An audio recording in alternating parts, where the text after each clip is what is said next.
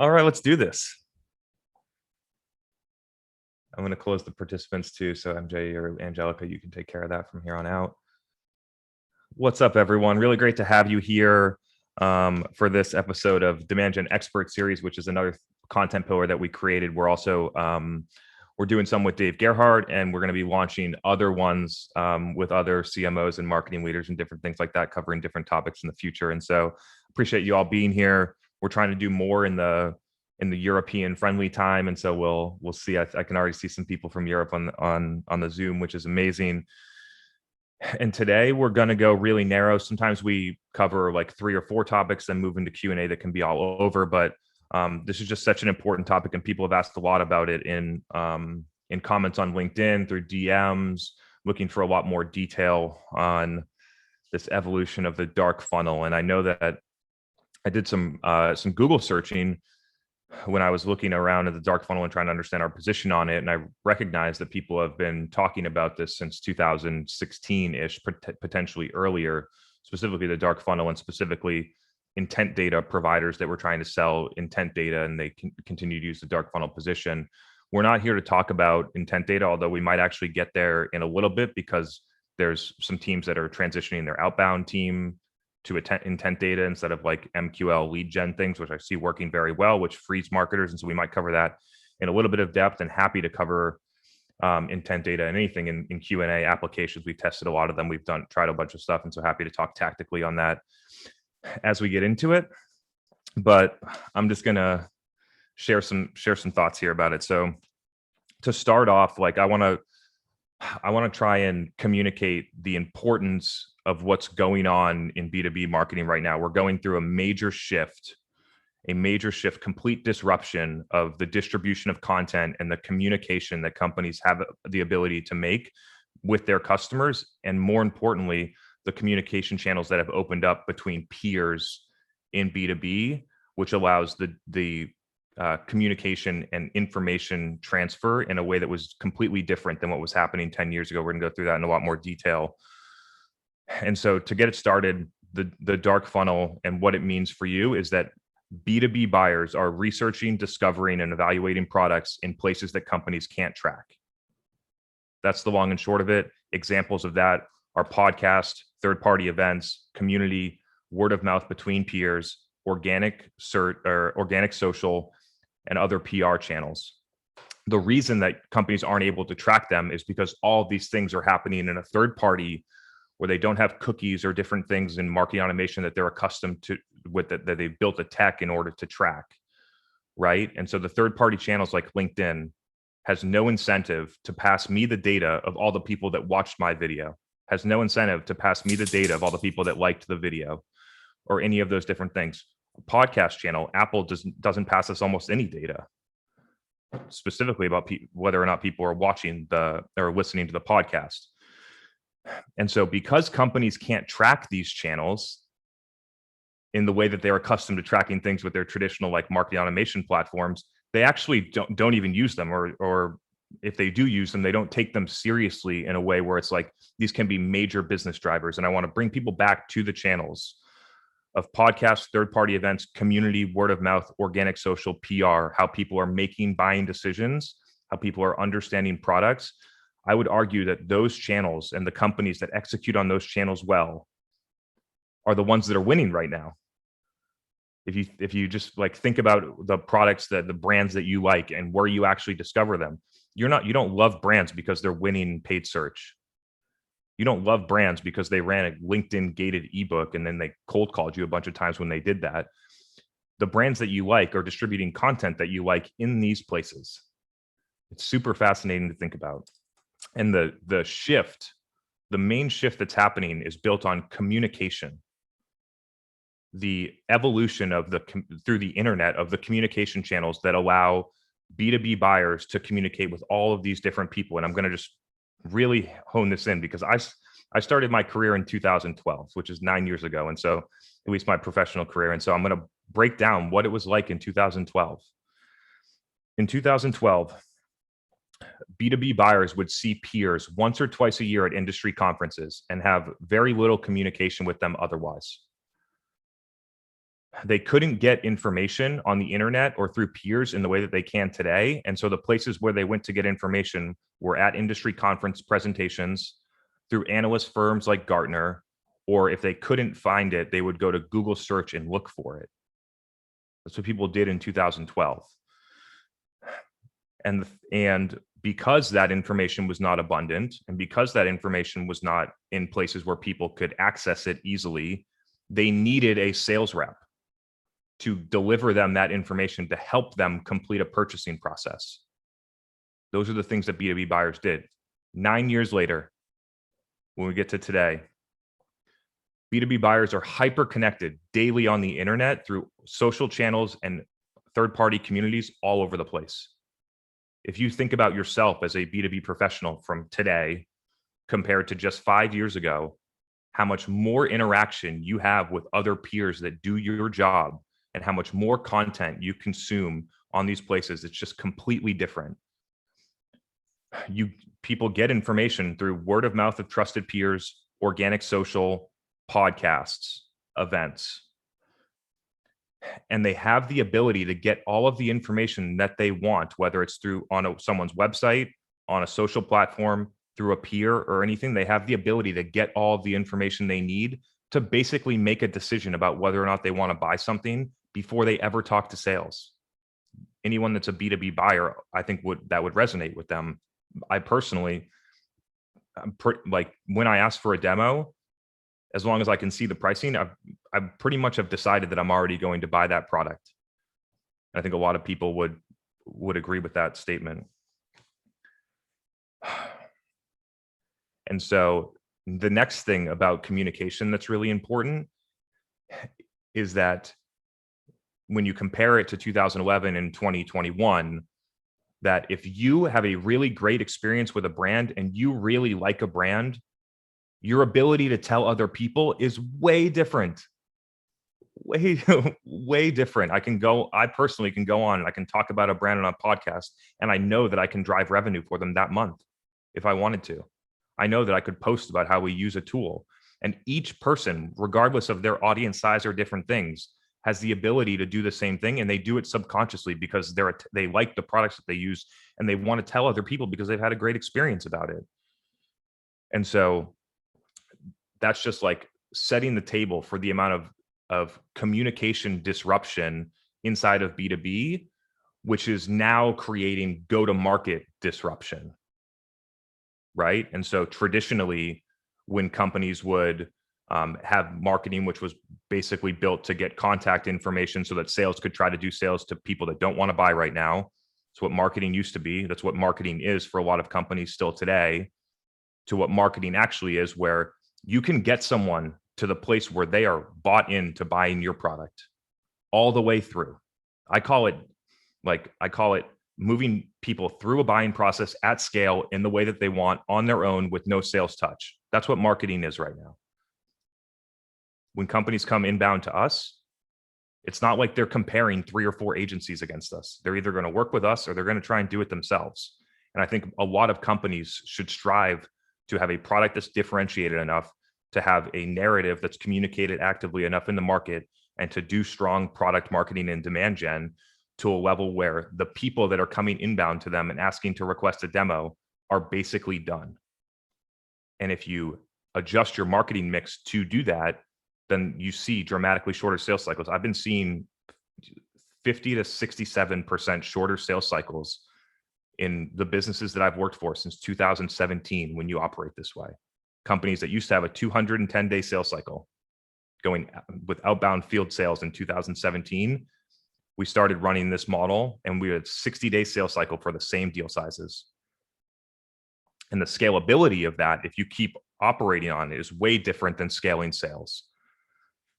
And so now I want to get a little bit more tactical inside of the channels. You see the way that we operate at Refine Labs. The things that we do at Refine Labs, the reason that we do it the way that we do is to model what companies should be doing. It was a really interesting sort of like light switch for me in 2019. I remember the exact situation. I was giving advice to a company that I was a consultant for, and I was recommending that they would start a podcast. And then I looked at myself And I said, we don't have a podcast. And from then on, I started to execute basically all of the advice that we give, we execute ourselves. And so the podcast at the cadence that we're doing right now, which is 3 times a week, is something that I think everyone should be doing. I talked to a company yesterday. They wanted to do it once a month. I told them, if you're going to do a podcast once a month, you might as well not do it. It's just not enough frequency. It'd be like, I want to get in shape. I'm going to go to the gym once a month. And so when you have these opportunities in these channels, it's very clear that when executed properly, these are the best things that a company could do. And so when you have these opportunities and you have to believe that they're the best things that you can do, and you have to be able to communicate that to the executive team, and then you need to move hard. That's why our company is growing so fast, because it's not like we're doing a podcast once a month while we continue to do all the other dumb shit that companies continue to do that have been doing it for the past 10 years. We don't do any of those things, which allows us to stay super focused on the 3 or 4 things that are the major levers that can grow a business right now. And it's a really interesting recommendation for people if you think about it, because by the time that companies realize that, broadly, right, by the time it's commonplace, just like a company has a blog, that a company would have a podcast, which is probably going to be somewhere in the next 2 to 5 years, that a lot of the value and a lot of the volume and of the results that happened way before that. If you look at the people that started early blogs, like, they were early to something. If you look at the thing that we did on LinkedIn really early in 2019, when people weren't doing it, and the amount that we were able to grow over the past 2 years and then keep building on top of it, it's a skill as a marketer, because when you're doing those things well, like when I started on LinkedIn, and I'll go through this, when I started on LinkedIn, it was very easy because I had the mindset to be bought into the idea that LinkedIn is working. I have to produce content. I have to have a different mindset about what I'm trying to do, which I'm trying to help people so that they pay attention, so that they consume the content, so they understand more about the way that we see the world, so that they have a potential or a consideration to working with us, or just doing it themselves. To be honest, there's way more people out there that take the information that we provide and just use it themselves and have success, which is amazing. The reason being is that when they have success, they tell a ton of other people, which leads me back to like the word of mouth component, which I want to go into a lot. Word of mouth between peers is by far the thing that drives the most B2B sales out there and gets almost no credit in attribution. I was talking with a MarTech vendor a couple of weeks ago. They actually did a survey. I would encourage anyone that's listening to this podcast or anyone that's live on this event to do this, to go through and look at all of the closed won deals that came through your website, and call each of those individual primary contacts on the opportunity and ask them how they heard about you. And this company that actually did that had 50% or more that people said, I heard about you from this podcast. I heard about you from this person in Revenue Collective. I heard about you. Well, several of them said they heard about it from Refine Labs, right? And so, and how do you actually get that word of mouth action to happen is super interesting, right? There's at least a dozen people that I know of that recommend customers to us that have, Series D SaaS companies coming inbound to work with us. And the people that made the recommendation have never worked with us, don't know anything about what we do, or they probably know about what we do. But the reason that they're telling people is because the content is so on point. And so it gets back to the original part of the statement, which is the way that you move the needle on word of mouth is create content that commands attention. And the only way that you can start to create content that commands attention is to start to respect what the dark funnel actually is. I have a deep respect for it. Companies that are married to their attribution model will always struggle with this, because you can't track it, you can't attribute it, and it immediately, when executives go to audit and spend and activities, they're going to cut these things. They're going to cut the podcast. That's the first thing. When I was an employee at a different company, the first thing that got cut was the podcast after 4 episodes, because we didn't have enough leads. right? And that's just because people see the attribution and don't see how it directly impacts revenue.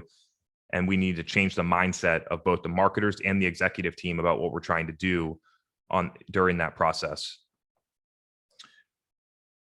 When we get to trying to really communicate this to executives, I think a really interesting starting point that I've been recommending a lot recently for marketers is that you need to have a way to be hitting your goals first before you try anything in the dark funnel. That's what we do for customers. People come inbound to us and they're like, we want to work on a podcast, but we're $2 million in pipeline short for this quarter, and we got 2 weeks left. And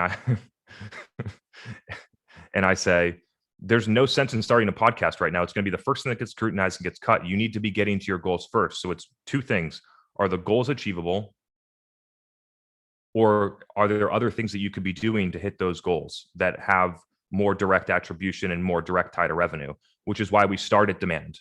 And even the way that we execute demand, I would argue that the way that we execute demand is pretty deeply in the dark funnel. And I'll talk through that in a little bit, and I'd love to answer questions on it as well, because the way that we execute paid social is way more close from a modeling attribution measurement standpoint to organic social than it is to lead gen. And so what we do is we take messages, whether it's a video like the one that we're going to record right now. Like, I'll give you an example for Refine Labs. We're going to create this video. I'm going to talk about the dark funnel. We're going to pull that out. We're going to put the dark funnel caption on top of it, just like you see on my organic LinkedIn videos.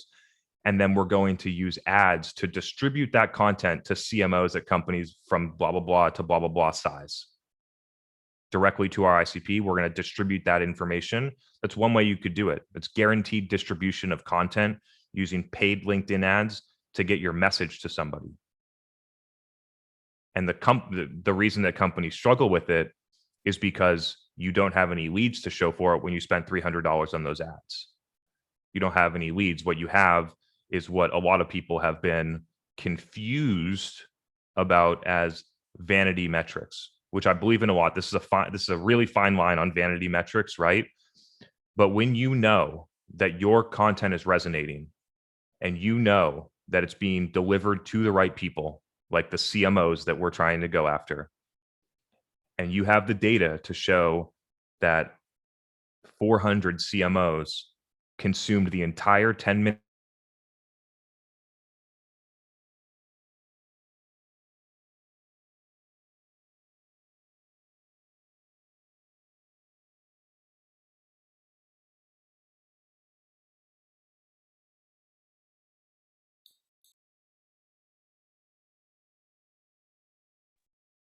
good now.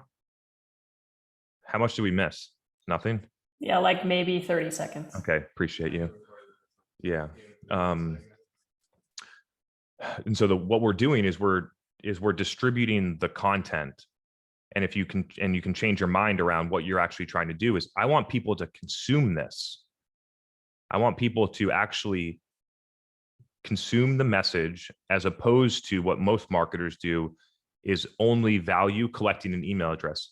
If people that are running lead gen that are listening to this, or that are on this event that are running lead gen, I would challenge you to really think deeply if you ever look at whether or not people actually consume the content.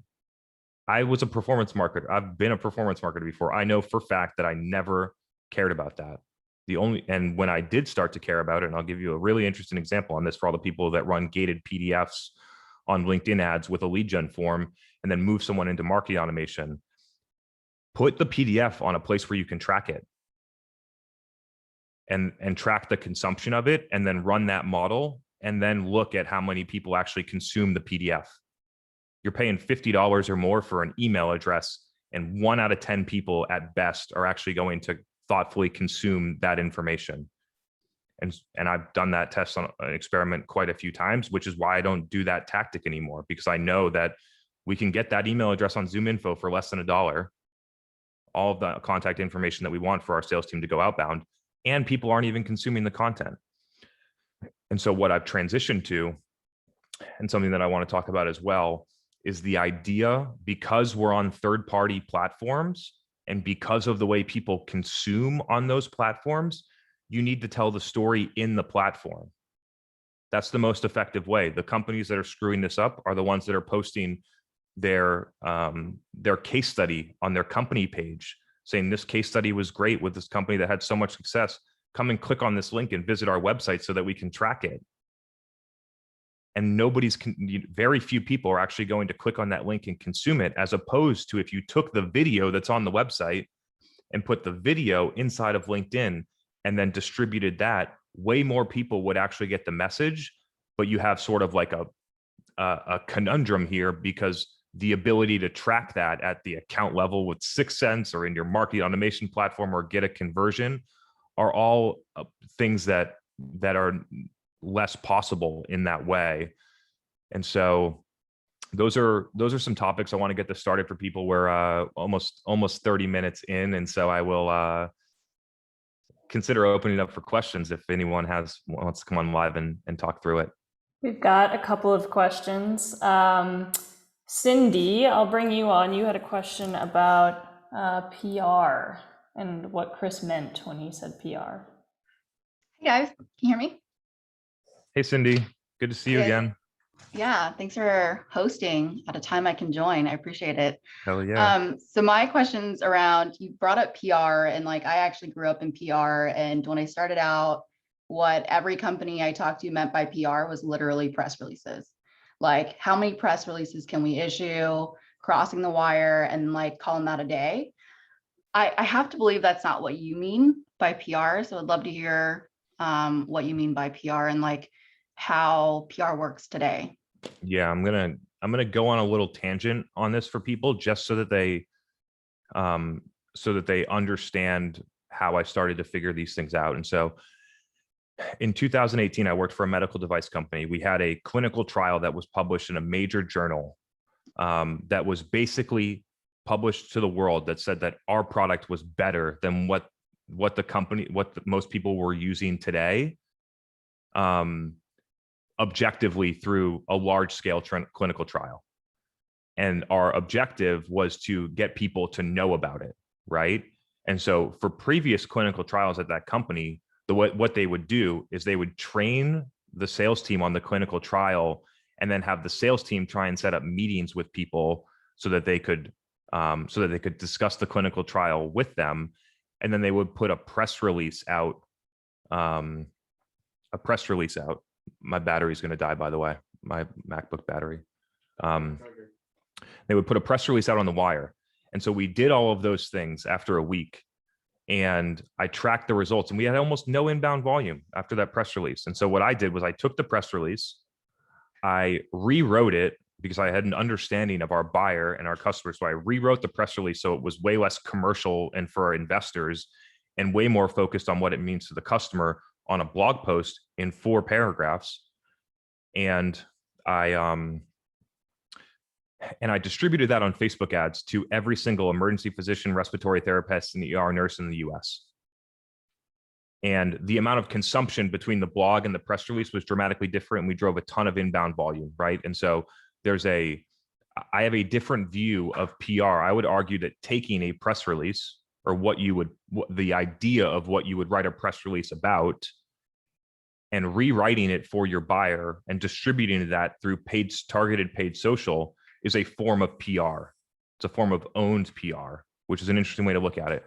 I believe that most companies, I agree with you, Cindy, I think most companies fall on press releases and analyst relations as their like PR moves. But I break this into earned and owned. And so owned PR is your own channels. A lot of things that we talked about: podcast, organic social, technically your website. And so owned channels are over there. But then I think what you're asking about is more on the earned side. And so on earned PR, the places that are having the most impact for us are, one, being invited to be a guest on podcast. I was a guest on a CFO podcast talking about marketing for CFOs, and the amount of inbound volume that drove for us was crazy. The only way that I got that spot is because we earned it through the content that we produce. Earned PR and speaking events. Now that events are back, having the opportunity to speak at conferences with your subject matter expert or your CEO is something that's super impactful. And the other one is that somebody from Forbes wrote an article about me and my company, which was amazing, drove a ton of credibility into the market for the business and a lot of inbound volume. And so those are sort of three of the major things that I see in terms of PR, getting written about in publications, getting asked to speak at events, or being asked to be on podcasts or other type of third-party channels that you get invited to through how you earned it with the execution of your own content. And I'd be happy to answer a follow-up there, because I know I went in several different directions, and we were also battling the battery dying on my MacBook, but we got through that. Cindy, you want to jump in with a follow-up? Let me see if I need to unmute you to let you do that. Yeah, I guess I can't unmute myself once I mute myself. No, I think that's a great perspective on earned PR today. I guess my follow-up question would be, for a startup that isn't profitable yet, would you hire a PR resource, or would you focus more so on just repurposing that content that normally is geared towards investors? I would build a modern media engine inside of my company so that I don't need a PR resource. The PR comes to me. Yeah. Okay. Awesome. And yeah, that's sort of I think the best way to look at it. You don't need to, you can, right? I know that people do this, but you don't necessarily need to do this, where you have a specific person that's building relationships with certain publications in order for them to publish the things that you're writing about. You have complete access to all of your customers, whether it's through paid or organic or earned, to create your own information, to be your own media company and distribute that stuff broadly, which brings earned in, which brings media coverage in, right? And the real key over time is, as your audience grows, you have way more control. You have more power over the other companies that used to have power over you. Whoever has the attention wins, right? That's why a ton of MarTech CMOs send me emails to try and get on my podcast, because they know that 15,000 marketers listen to our podcast and they want their product to be talked about there. And I say yes to it almost never. And so when you start to have the audience, then you have control. And what I think a good analogy here for people to think about is that in 2011, companies would go and build trade show booths because the conferences had control, because the conferences attracted all the people, because they could put together the speaking lineup, because they had the community or content or news or any of those different things that people wanted to go to. Now every company can do something that's way better than what a conference can. All the startups that I work with, or however you want to call them, startup growth stage, have way more resources, way more overall capabilities, frankly, way more talent to be able to put together an event, a podcast, a content pillar, or anything else that's dramatically better than what a conference can. And so I like using that analogy, because I think it helps people root their mindset in the fact that, like, that's why people go to conferences, that's why why companies spend money on conferences, because at one point conferences had control over the audience. And until a marketer at a company, or a marketing leader, or a company in general acknowledges that they are the one that needs to take control, they will always be vulnerable to the third parties, whether that's third party content syndication, whether that's the PR people that write about them, whether it's the conferences, whether it's the newsletters that they sponsor, right? All those different things, which can be good tactics for some companies in some instances, but the overall North Star is taking control for yourself. Awesome. I'm going to bring Ido on to ask a question that he submitted in advance.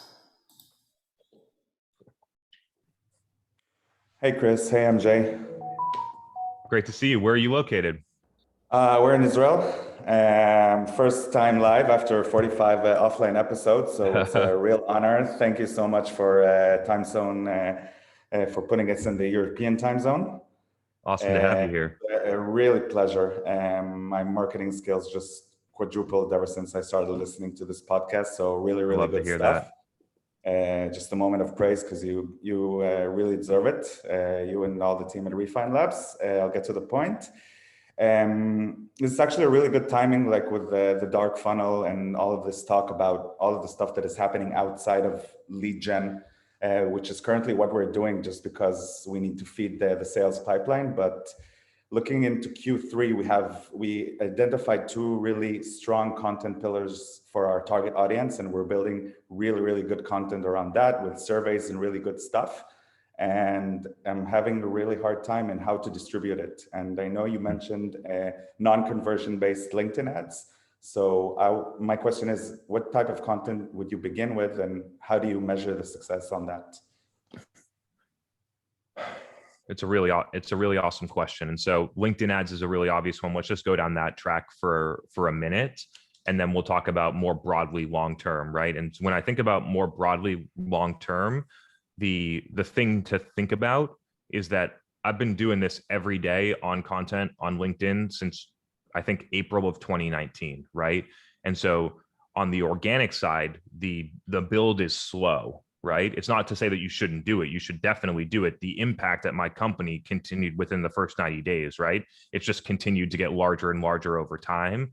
And so you should do both at once. But at the beginning, the paid part is going to guarantee distribution, which allows you to know that people are getting the content and be able to generate results more quickly while the organic keeps building. And so on LinkedIn ads, the place that I would start, and it's sort of to your question, but I'm just going to tell you the truth. The place that I would start is in product marketing. I am fascinated by how many companies that I interact with where their market knows about their brand, understands their company, understands, at a high level what they do, but has no idea of the inner workings of the product, the differentiation, the features, the pain points that it solves, anything like that. Because they don't communicate it actively. They wait for someone to come inbound and then let a salesperson do that. And what I'm suggesting is that marketers have full control to do all of that. You can take all of the key things that a salesperson talks about in a demo and then run, thoughtfully put together creative so that it's not super, salesy and different things, and then distribute that on LinkedIn ads so that everyone in your market knows that thing, right? And so when I was working at that medical device company where I figured out this model very well, I would go out and talk to customers and prospects. I would figure out the difference between what prospects believed and what customers believed. I would find the pillars of things. They don't understand this clinical trial. They think that this is what happens when they do this. They think this. And then I would build content that was rooted in data that would be distributed to those people to slowly educate them and close the gap on what prospects versus customers believed. And so you can do market research qualitatively to try and figure out what those gaps are, or maybe you already have an idea on those things. And so it could be something about the product. It could be something about the pain point. It could be something about the market. And so to get more tactical, again, I would start with product marketing, just because I don't think a lot of people know about the product. It's also going to be able to catch people that are closer to a buying cycle and try and generate results. So start with that. And then you start to move up. Then I would go to social proof. We're working on this a lot right now. We go into G2 and Capterra. We scan through all the reviews. We look at what people said. That's not just like, this product's great, it's so easy to use, like real life stuff. We pull out one of those sentences, we design it, and then we put it inside of an ad. And if somebody just sees the ad, right? Like, I think when we think about the dark funnel, there's even something that's more dramatic on this. Like, we're running ads and people just, that you do this on LinkedIn, you're scrolling through, you see a sponsored post, you actually consume it, and then you scroll right by, right? What's the value of that? There's the only thing that the back end people see is an impression, which most people are like, oh, fuck impressions, right? Mm-hmm. So social proof. And then I would go to some type of written content that talks through either the narrative of the company or talks through pain points that your product solves, that's rooted in industry reports that people find credible. I'll give you an example. A big consulting firm published this report about how much chief people officers were struggling with this thing, right? And one of our customers sold it to head of HR, chief people officer. So we took that report and then we wrote almost like we were the news reporter, right? More like journalism, blah, blah, blah. Consulting firm reported that, 68% of chief people officers are struggling with this thing. This is what it means for people. These are this is what they report as the consequences. These are some of the solutions that people could use. One of those solutions is ours, but there's several that have nothing to do with our product that people could implement straight away that were mentioned in the article, right? And so there's a balance between trying to help people understand the pain point, trying to achieve your business objectives, and trying to be really objective. I think that when you're at that stage, the key is to try and be objective. And the way that I've found to help people be objective is to think like you're a news reporter, not a salesperson or a marketer. So what is the news? How are you going to report on that to people? And then if you actually have like a podcast or other content pillars, I think it starts to get really interesting when you have that whole mix running. And then you start to inject video content, like the video content that I post on LinkedIn. And then you have this entire media mix, full funnel mix, running to people that are not aware of you, that are actively in a buying cycle, that are in pipeline, and are customers. And all that different stuff can be really helpful. That's amazing. I actually have a short follow-up. Of course, let's do it. And so if we're talking about content distribution, it's a bit tactical, but would you send them to a blog post on your website, or would you wrap it up as a PDF and just have it as a display, as like a LinkedIn doc in the ad itself? So consume it for free. Don't put a lead gen form on it or something, but leave them in the LinkedIn platform. What do you think is more beneficial? Have the LinkedIn audience or have the website audience? Neither. And so let me go a little bit further on this. It's about having an understanding and empathy for the mindset and what's going on for that person at the time that they see your ad, right? And so when somebody's on LinkedIn, they're typically on a mobile device, they're scrolling, they're only going to be on it for several minutes and then they're going to leave and check it again later. They might be on a train, they might be commuting, they might be driving, right? Like whatever those things are. And so if you put a blog that's the length of an SEO, or you put a 9-page PDF, you're risking not getting very full consumption because people just don't want to spend that much time consuming content, right? And so the thing here is to say, okay, how am I going to deliver a message in a simple way quickly? And so you could take the PDF that's 9 pages and think about what are the key messages inside of that PDF and then break them out to something. So rule of thumb, if I'm going to send someone to a web page, it's either going to be a landing page that's talking about the product or a feature or different things like that. If it's going to be a written blog post, it's got to be consumed in less than 3 minutes. I track Google Analytics time on page and different things like that. And that's just the 2 to 3 minutes is the time that I want to be able to get my message across, which forces marketers to understand people deeply and be able to communicate in a succinct way, something that's impactful. And so I would actually change the content medium. I see people make mistakes on this too. They hear my advice about running blog posts on LinkedIn or something, but they just take their SEO blog that's purely based on intent for a search query that takes a 15-minute read, and then they run that on LinkedIn where the person did not have intent to figure that out. The readability is really low and it's way too long. And those are some of the reasons that it doesn't work. So you have to change the content. On the PDF side, one thing that I've seen people do that I thought is really interesting, and we're starting to do it as well for like a case study, for instance, is instead of trying to send someone to a case study page so they can consume the information, to convert the information on the web page into a video and then deliver it in a video on LinkedIn. They can still click and they can still go to that web page. Perhaps we would actually send them to a product page, not the case study if they'd already got consumed. But you get the idea of you have to tell a story quickly, and the more that you can tell the story inside of the feed based on the impression rather than the click, the more consumption you're going to get. Cool. Thanks, Chris. Thanks, MJ. Awesome. Great to see you. Bonnie has had a couple of good questions, so I'm going to bring her on next.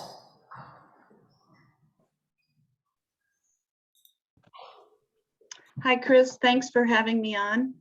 Hey, Bonnie. I've listened to a lot of your content and I appreciate it very much. I'm a one-woman show.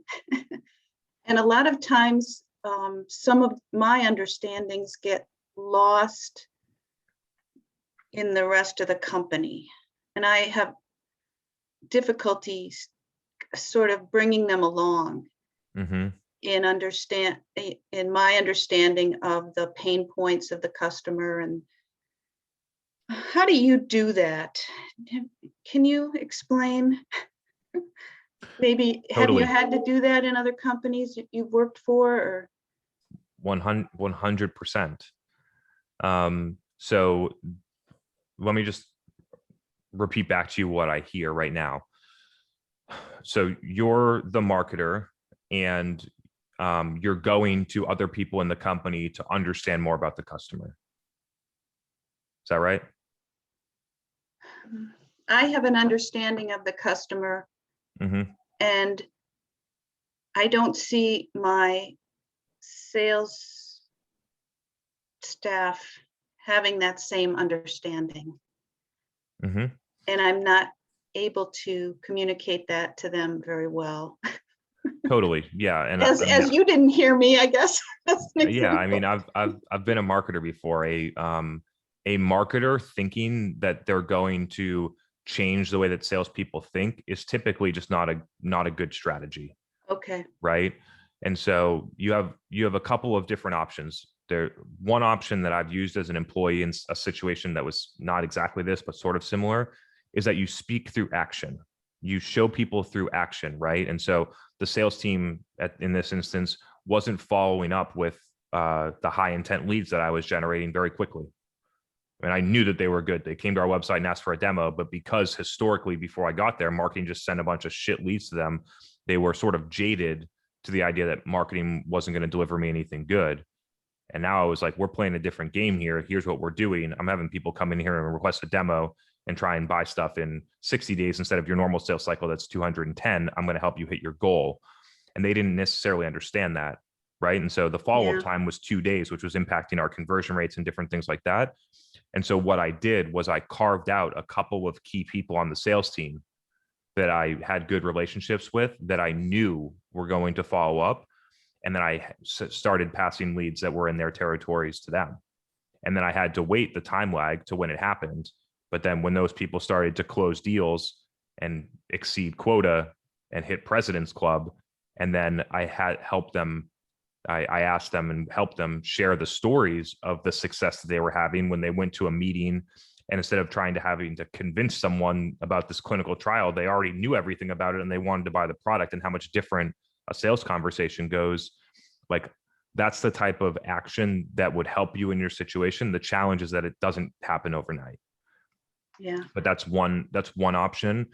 Another option that I always like to throw out here, because I just believe that it's good advice, is that if you are not philosophically aligned with the rest of the organization about go-to-market, customer, and where things are going globally and how people buy things, then you should have at least consider whether or not you're in the right organization. Because I've had to make that consideration multiple times. It's not fun to talk about, but making changes like that in your career can dramatically change your career, but also just your general quality of life. And so those are the two, and that's not necessarily for you to go and take action on that. I'm sharing that for you, but also for a lot of people that might be going through something similar. Thank you. I will try that. All right. Mike Awesome. has a follow-up question about kind of the information you were providing about the type of content that works on social. So I'm going to bring him on. Yeah, thanks. I'll echo what a lot of other folks say, Chris. I'm a CMO. I have actually come to many of the same conclusions you have as I've listened through a number of your podcasts. For example, we don't use SDRs anymore. We just drive folks to do demo requests or inbounds. And I kind of started doing that in 2019, and that has worked pretty well for us. Mm-hmm. But I'm a little, my skills and team skills are not as sharp on LinkedIn. So we're often doing posts on LinkedIn that do lead back to our website. And I've sort of learned, I think, from listening to you that LinkedIn doesn't really like that. They prefer that Organic or paid? both. Okay. Both. And so, we're trying to figure out, we do a lot of really good educational content. Our product is extremely complex. It's a data center networking product that we compete with companies like Cisco and their Cisco ACI data center fabric solution. So our blogs and our content is educational, but we have to go pretty deep because our buyer is technical. And so our blogs can be, 2,000, 3,000 words. And so your point on this LinkedIn, 2 to 3 minute read, how do we blend, our technical buyer wants meat, but if we don't have enough space to provide that meat on LinkedIn, if we have to do a shorter post, how do you kind of connect the two? So I would challenge you to understand how you could deliver that message in a different way. I think I could say the same thing about myself when we were selling to neonatologists in 2018, right? Technical buyer, heavily driven through clinical published research and clinical data, and being able to communicate those ideas in a succinct way, I think is a skill. So I would challenge you to think about if there's a way to do it, right? You might not be able to get the whole idea. I think one of the challenges, this might not be for you, but this is for a lot of people. I think one of the challenges that I ran into, and I see a lot of marketers run into, is that they want to take someone from not knowing anything to knowing everything in one post. And the idea of being able to break it out succinctly is one potential the thing option. with our buyer is they do know a lot, right? They're super technical. And if they read something that does not get to their level of depth that they desire, it's marketing fluff. And so that's the challenge. I mean, we could do something like, we could create a more value-oriented statement on LinkedIn with enough technical depth. And then one thing I actually heard from, I think I might've been talking to MJ, was she recommended, don't do an article, do a text post, and then in the text post, after the text post, comment on your own text post with a URL back to your more detailed blog. And then sort of LinkedIn can't really figure that out. And you get the best of both worlds. Yeah, that's one way to do it. That's how I started on LinkedIn. I talked about this on Tuesday, but I'll just reiterate it here. The first thing that I did to try and drive awareness about what I was doing in April of 2019, we had 0 customers. So I wrote 4 blogs. It took me probably a month to write these 4 blogs. They were deep, right? Like massive reads. And I posted them and I shared them on LinkedIn with a link like you're talking about. Nobody saw them. Like very few people read them. I looked at Google Analytics and I was like, damn. And then I started to pull out like paragraphs of those different things and expand on the paragraph on LinkedIn and put it through. And then I would drop a link in the comments. Even after that, very few people visited the page was what I was seeing. And so then I started to get into a motion where having the link in there is nice, but that's not my objective. My objective is to deliver all the information that I can inside of the feed. LinkedIn just extended their character limit. I can put out like pretty deep posts of I think it's 3,000 characters now. And so that's an option there. On the paid, I just want to clarify for people on the paid side, using links is not a big deal, right? So driving people, I encourage people to think about how they can tell more of the story in the feed because it's truly just going to get more consumption that way. But driving people off with a link in paid is totally good, and we do it almost every time. And then on the organic side, that's sort of some of the things I would recommend. Another potential idea for you is if people require depth, maybe you need a different medium of distribution. Maybe you need to move into a podcast and events like this. Right. Okay. That's good. Cool, man. Thanks. Awesome to see you. Good to see you.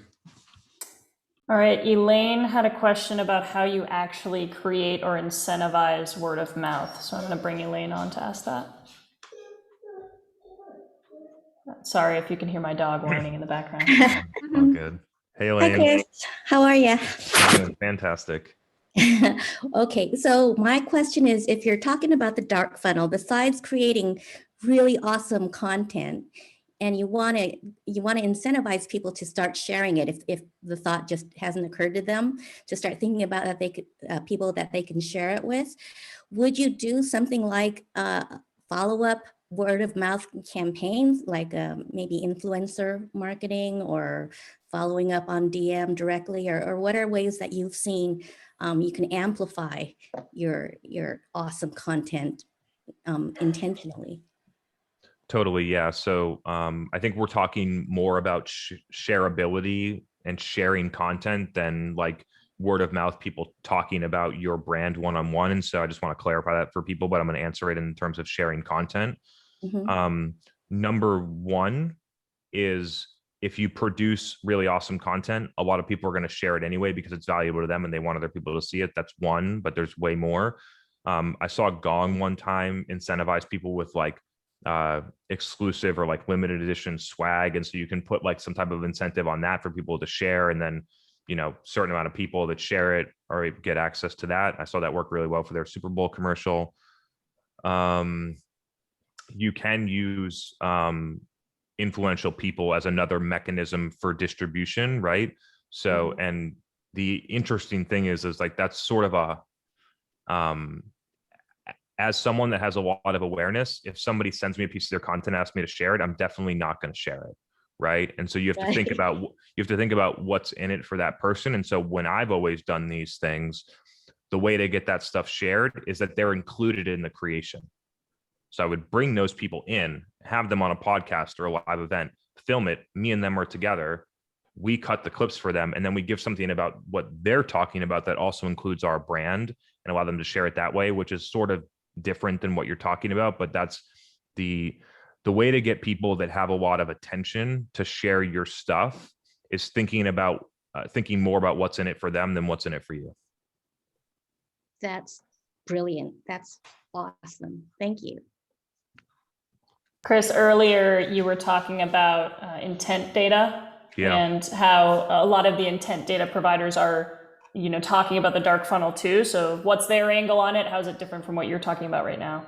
Yeah, let's talk through it. And so, so intent data providers use the dark funnel to look at what's websites people are on and what keywords are on that website, what things people are or accounts technically are searching for, whether they've hit your own website already as a surrogate for first party intent. So it's combining third party and first party data to try and give some type of score that allows you to use that data to most likely trigger outbound actions, although it's currently being used to trigger advertising as well. But for the most part, the way that I see it being used practically is to figure out how to prioritize accounts to do outbound sales. The reason that I think this is great for companies, and the reason that I think people should consider something like this, it's a snowflake, is one, it's going to perform better than a lot of the stuff that you're doing right now, like low intent lead gen.